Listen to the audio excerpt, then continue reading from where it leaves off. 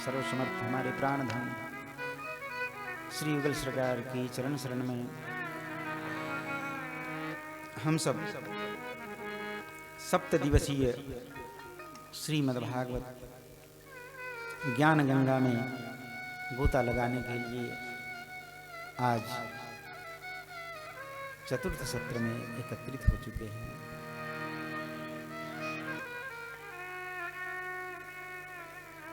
प्रभु की महती कृपा हम सब जीव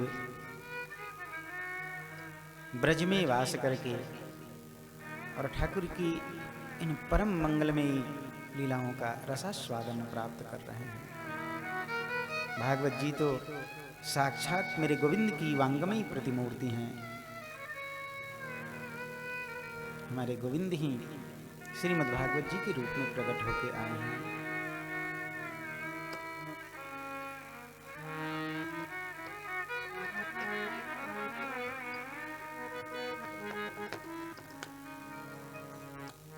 कल की कथा में हम सब ने कहीं सूक्ष्म रूप से कहीं दीर्घ रूप से चरित्रों का आस्वादन प्राप्त किया।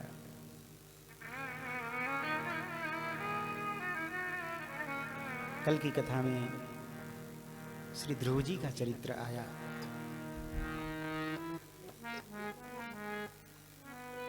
ध्रुव जी भगवान के परम भक्त,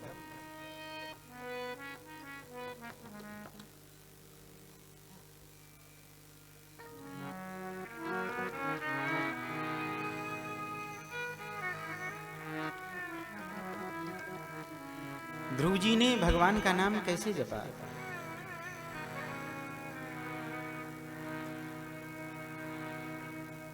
श्री गोस्वामी जी कहते हैं, ध्रुव सगला जपेउ हरिनाम, पायउ अचल अनुपम ठाय।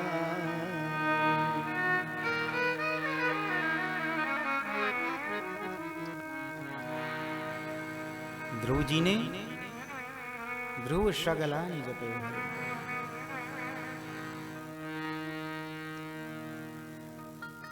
मानव का जन्म पाके भगवत भजन अगर इसमें भी ना कर पाए तो और किसमें करेंगे?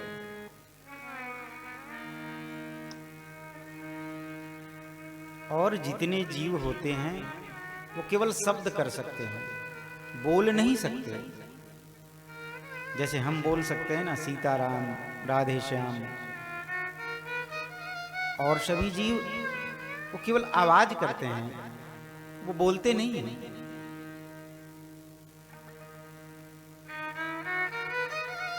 बोलने की क्षमता वो केवल हमारे अंदर है। इसलिए तो कहते हैं, कुकर शुकर करत है खान पान और भोग।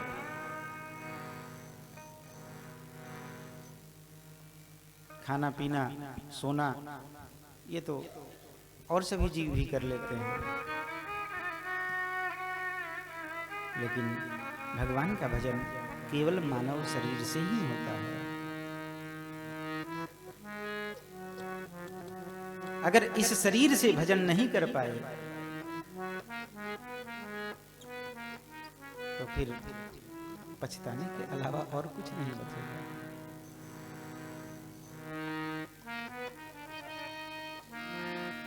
केवल यह मानव शरीर ही प्राप्त होता है जिससे हम भजन कर सकते हैं। आगे कई प्रसंग हम सब ने श्रवण किए। ध्रुव जी का भगवत धाम जाना। देखो, ध्रुव जी ने भगवान का भजन किया तो ध्रुव जी के लिए भगवत धाम से विमान आया।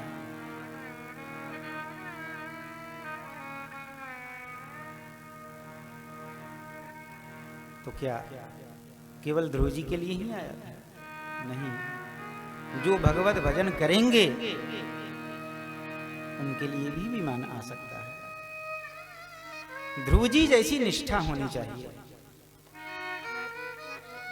ध्रुव जी की जैसी निष्ठा रही परमात्मा में, भगवान में, वही निष्ठा हमारी भी होनी चाहिए। ध्रुव जी जैसी दृढ़ निष्ठा जब हो जाए तो फिर कुछ असंभव नहीं है। वो विमान तो हमारे लिए भी भगवान भेज देंगे। और केवल यही नहीं, मृत्योर मूर्धनि पदम दत्वा आरुरोहात् पतंग गतम्। श्री ध्रुव जी मृत्यु के सिर पर पैर रखकर भगवत धाम को गए हैं। मृत्यु ने आकर कहा कि मैं जिसका स्पर्श करता हूं वही इस धराधाम से जाता है। ध्रुव जी ने कहा तो मेरा भी स्पर्श कर ले।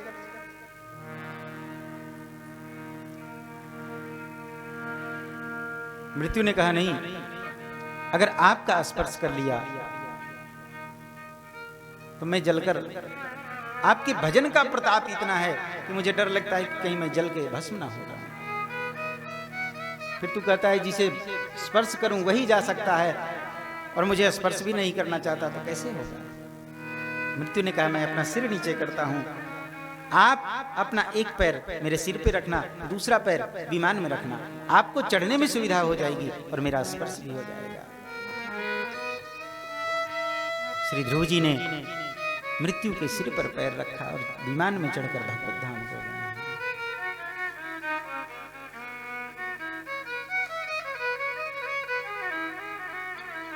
ये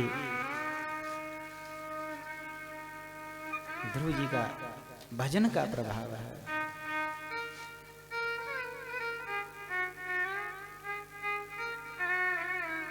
भजन हम करेंगे तो फिर सब परमात्मा संभालते हैं। भक्तमाल में वर्णन आया है ना श्री जयमल जी का, हमारे गुरुदेव का लिखा हुआ, एक बड़ा ही सुंदर पद रूप में लिखा हुआ है। राजा जयमल जी ने लीन हो राम रिझाए, जगत में सरवर कौन करे।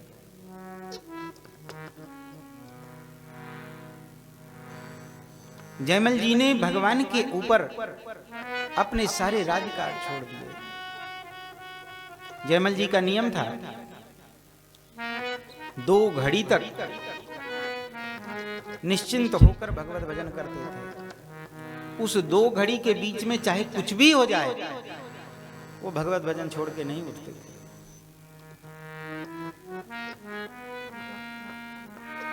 जो शत्रु देश था, विरोधी देश था, उसको पता चल गया कि ये 2 घड़ी तक भगवत भजन में लगे रहते हैं, उठते नहीं हैं। शत्रु देश ने योजना बनाई और समय का पता लगाया अपने गुप्तचरों के द्वारा।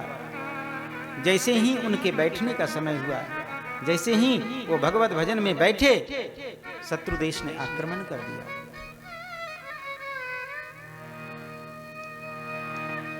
सेनापति, मंत्री, सिपाही सब हतप्रभ रह गए। अरे बिना राजाज्ञा के मंत्री, सेना, सेनापति ये लोग करें भी तो क्या करें? राजा की आज्ञा होगी तभी तो कुछ करें, आक्रमण करें कि छोड़ें, क्या करें? कुछ समझ नहीं आ रहा था। किसी की हिम्मत नहीं पड़ रही थी कि श्री जयमल जी के पास जाकर उनसे कुछ बोले, उनसे कुछ कहे। जयमल जी की माता जी, उन्होंने थोड़ी हिम्मत दिखाई। सबने, मंत्री, सेवक इत्यादि सबने जाकर उनसे कहा, राजमाता ऐसी ऐसी बात हो गई है, बिना राजाज्ञा के हम करें तो क्या करें? आप कुछ उपाय करो, आप जाकर उनसे कहो। राजमाता गई हैं और जयमल जी अपने भजन में तल्लीन थे। राजमाता ने जाकर जयमल जी से कहा, बेटा तू यहां भजन में बैठा है और तेरे राज्य पे शत्रु देश ने आक्रमण कर दिया है। जयमल जी भजन में लीन थे। बार बार कहने के बाद जयमल जी ने एक बार अपना सिर घुमाया और अपनी माँ से कहा, माँ ये राज्य भी उन्हीं का है, मैं जिनके भजन के लिए बैठा हूँ, मैं तो अपने भजन में बैठा हूँ, वो जाने उनका राज्य जाने, उनका काम जाने। ये कह के जयमल जी पुनः भजन में बैठ गए। माँ बाहर चली आई वहां से। सेवक मंत्री सब हाथ जोड़े खड़े हैं कि उठे तब तो कुछ करें। सब इंतजार कर रहे हैं, अब इनके भजन का समय पूरा हो, अब इनके भजन का समय पूरा हो। 2 घड़ी जब व्यतीत भई, जयमल जी अपने भजन कक्ष से बाहर आए। सेवकों मंत्रियों ने कहा कि शत्रु देश ने आक्रमण कर दिया है, आप जल्दी आज्ञा करें। बोले अब आज्ञा नहीं, चलो सीधे आक्रमण करते हैं।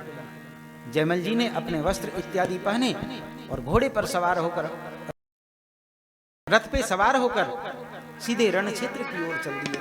सैनिक, सेनापति, सब रथी महारथी सब लोग इनके साथ चल पड़े। युद्ध क्षेत्र में आते हैं तो देखते हैं शत्रु पक्ष के सारे सैनिक मरे पड़े हैं। जैसे लग रहा था अभी अभी ये युद्ध विराम हुआ।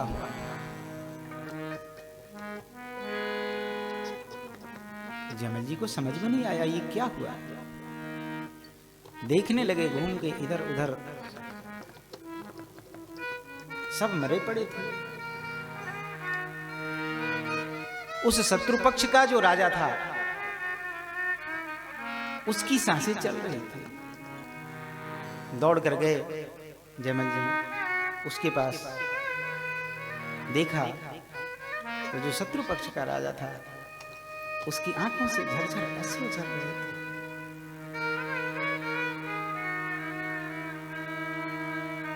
जयमल जी ने पूछा, अरे ये सब कैसे हुआ?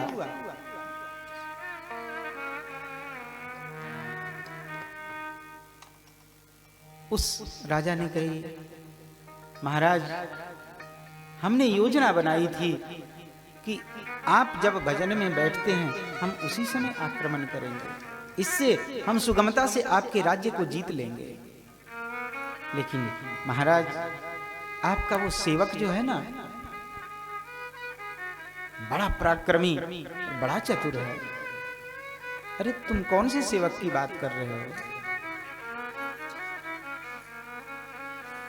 उसका नाम श्याम है। उसने अपना नाम श्याम बताया। सांवला सलोना वर्ण है, रंग तो थोड़ा श्याम है, सांवला है, लेकिन देखने में इतना मनमोहक लगता है कि जैसे ही वो हम सब के बीच आया, हम सब अस्त्र शस्त्र चलाना भूल गए और एक बार में हम सबको वो घायल करके मार के चला गया। कैसा था वो? शत्रु पक्ष के राजा वर्णन करने लगे। माथे पे उसने जो मुकुट पहना था उसमें मोर लगा हुआ था, मोर का पंख लगा था। गले में बैजयंती की माला थी उसकी। पीला पीला वस्त्र पहने हुआ था, काली सी कमरिया ओढ़े हुआ था। इतनी तेजी में वो तलवार चलाता था जैसे लगता था बिजली के कड़कने की जैसी। पता नहीं कितना तेज था उसके अंदर, देखकर लगता था जैसे आंखें बंद हो जाएंगी। अद्भुत था भैया। हम तो उससे कैसे युद्ध किए कुछ पता ही नहीं चला। एक काम करो ना, अपने उस सेवक को एक बार फिर बुला के दर्शन करवा दो। एक बार फिर से हम उसको देखना चाहते हैं।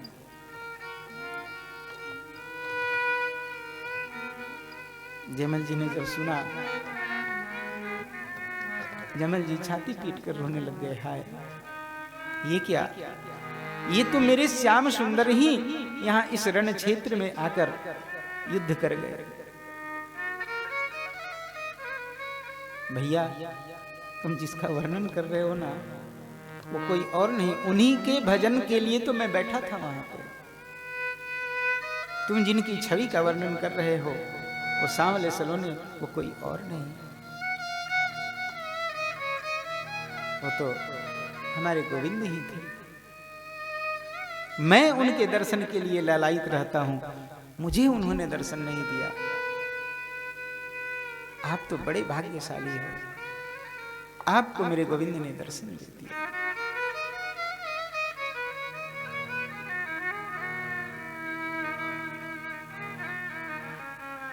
हम परमात्मा के भरोसे, भगवत भरोसे, भगवान के भरोसे जो छोड़ देते हैं, करने लग जाते हैं अपना भजन, तो उसे फिर भगवान ही संभालते हैं। कल हम लोगों ने गाया था ना, भजन कर होई तो न होई। जय जय श्री राधे।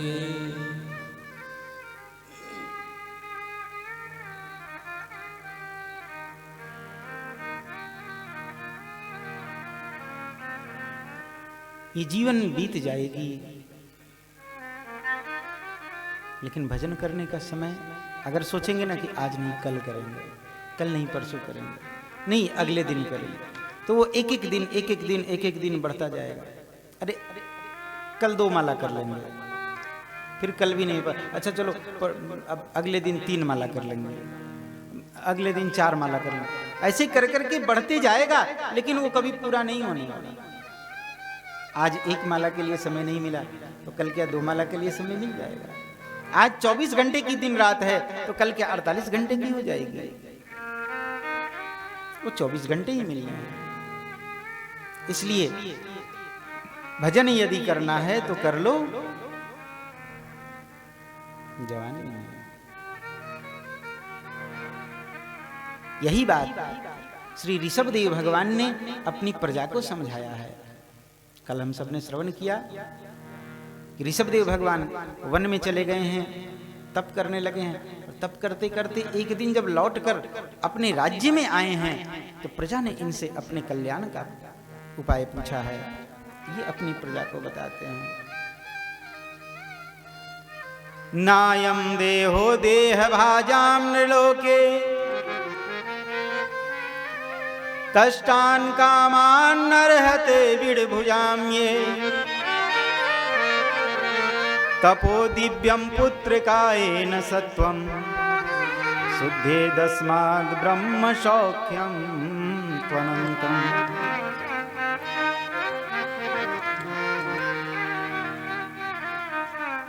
ये मानव का शरीर मिला है, इस मानव के शरीर को प्राप्त कर भगवत भजन करो।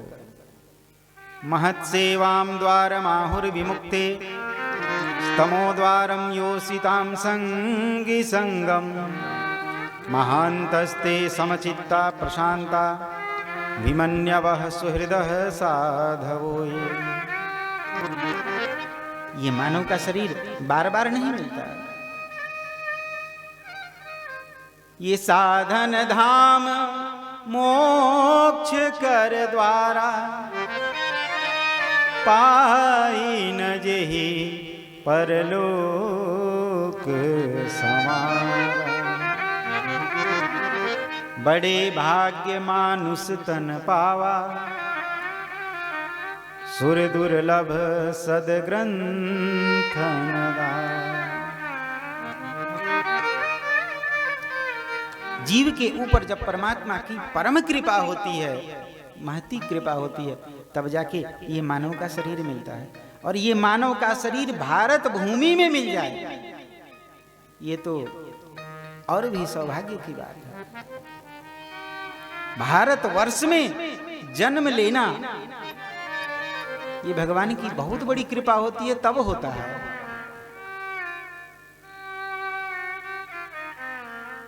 हमारे भारत के लोग सौभाग्यशाली हैं। कहने को विदेश में ज्यादा मन लगता है लोगों का, तो जिनके बच्चे हैं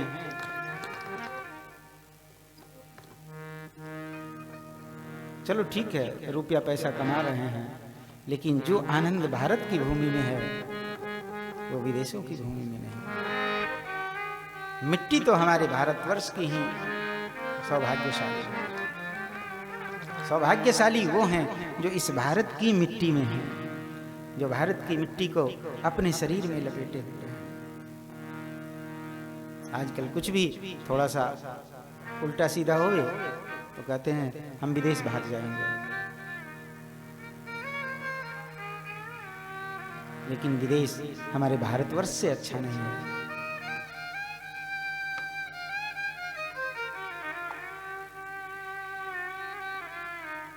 हमारे कई पंडित जी लोग, कई आचार्य लोग भी विदेश चले जाते हैं।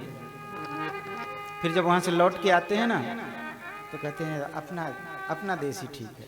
2 साल 5 साल रह लेते हैं वहाँ,